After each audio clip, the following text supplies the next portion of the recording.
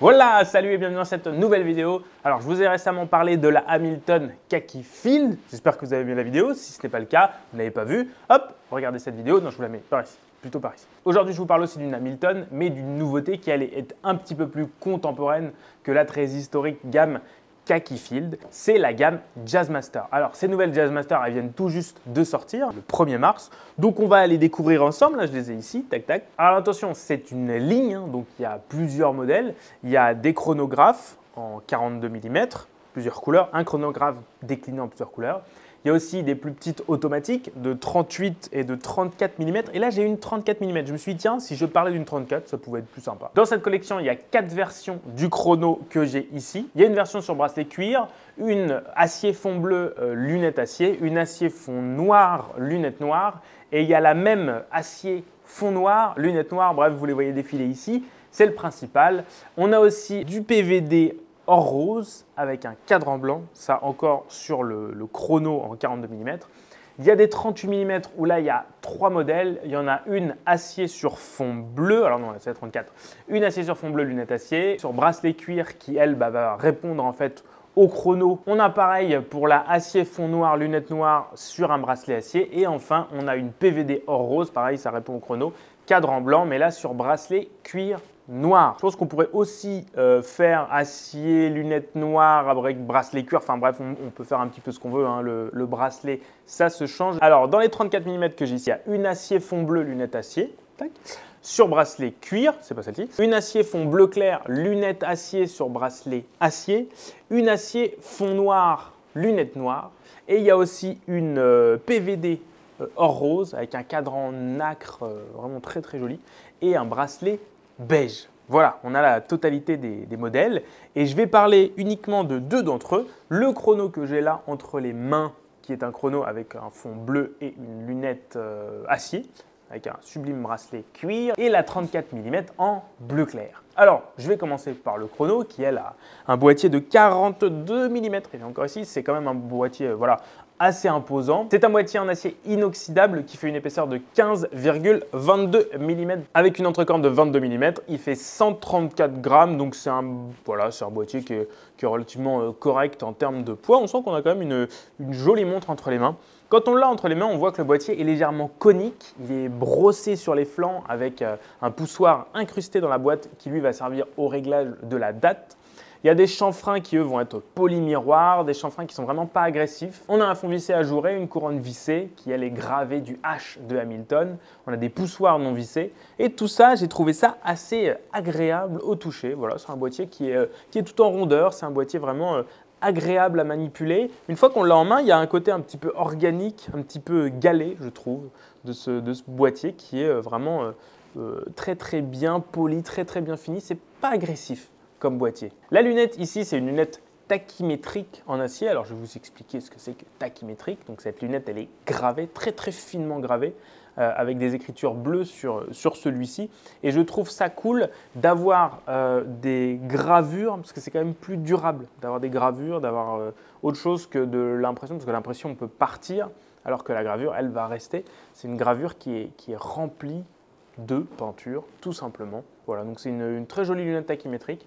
On a un bel équilibre, je trouve la lunette est assez fine. C'est un verre en saphir avec un traitement anti-reflet sur les 2 faces. On a une étanchéité qui elle est à 10 bars, soit 100 mètres. Bon, c'est correct, c'est très très rassurant. Alors comme je vous disais, comment ça fonctionne une lunette tachymétrique? Eh bien c'est ultra simple, ça se passe entre l'échelle qu'il y a dessus et la trotteuse.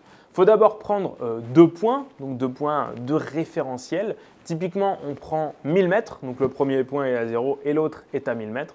Et pour calculer par exemple des kilomètres par heure, on a le premier point qui est à 0, le deuxième point qui est à 1000 mètres. On déclenche le chrono au départ à 0 et une fois que l'objet, la moto, la voiture a atteint les 1000 mètres, on stoppe et à ce moment-là, on sait sur la lunette tachymétrique à combien on est en vitesse moyenne entre les 2 points. Donc si on s'arrête à 200, on était à 200 km par heure entre les 2 points. C'est aussi simple que ça, c'est vraiment tout con à utiliser. Côté bracelet, on a un bracelet en cuir sur cette montre qui est un bracelet micro perforé, c'est un bracelet bleu foncé assez sympa comme couleur. La finition est jolie, voilà. Donc je ne sais pas comment il a évolué puisque je ne l'ai pas porté pendant très très longtemps. Il est monté sur une boucle déployante gravée Hamilton qui est assez massive. On sent que c'est quelque chose de voilà, très costaud. On a un fermoir de sécurité qu'il faut ouvrir avec les 2 doigts. C'est un joli bracelet, hein, vraiment, voilà, un bracelet qui va avec ce type de montre, ce type de finition, ce type de prix de montre. Côté cadran, sur cette nouvelle Jazzmaster, on a un cadran sur celle-ci bleu marine avec une finition soleillée. On retrouve un chemin de fer périphérique des secondes tout autour. Les index sont appliqués, les index sont traités au Super Luminova. On a 3 sous-cadrans qui sont cerclés de gris comme le chemin de fer. On retrouve vraiment la même finition que le chemin de fer du cadran principal. Le sous-cadran à 9 h affiche les secondes, alors que le sous-cadran à 3 h, lui, va afficher les minutes. Et le sous-cadran à 6 h, celui qui est tout en bas, il affiche les heures. Voilà les 3 utilités de ces sous-cadrans. On a une date qui est affichée dans un guichet à 4h30 sur le côté, légèrement en diagonale. C'est un affichage assez classique de la date sur un chrono. On a déjà une montre qui est déjà assez chargée. La date est assez grosse, hein. On a une police qui est assez massive, on l'identifie très très bien, donc ça, il n'y a pas de problème. C'est une montre qui est très lisible. L'aiguille des heures, des minutes et des secondes sont nickelées avec un revêtement en Super Luminova pour avoir un maximum de brillance. Et voir tout ça dans le noir. Côté lecture, on a le symbole plus Hamilton à 12 h avec marqué automatique. On a le Swiss Made à 6 h. Je trouve que c'est assez équilibré, c'est pas surchargé. Il y a des choses à lire, hein, il y a des choses à voir, mais c'est sportif quoi, comme on dit, mais c'est relativement élégant, je trouve que ça ne dénote pas trop. Côté mouvement, on est sur un mouvement automatique H31 qui est un dérivé du Valjoux 7753. C'est un mouvement qui fait 30 mm de diamètre, qui a 27 rubis et qui bat à 28 800 alternances par heure.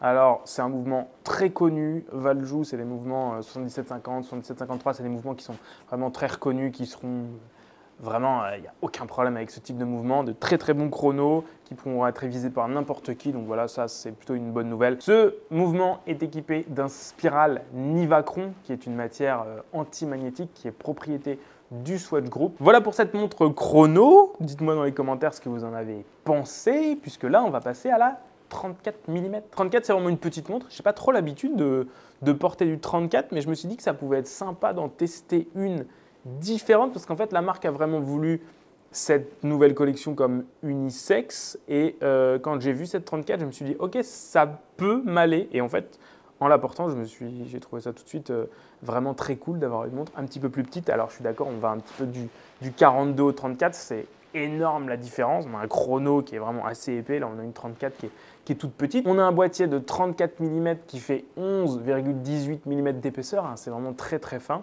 Le boîtier reprend la forme du chrono, comme ça, vraiment très évasé. On a une lunette à 60 minutes fixe en acier qui, elle aussi, est gravée très finement. Je trouve ça très très chic. C'est vraiment comme le chrono.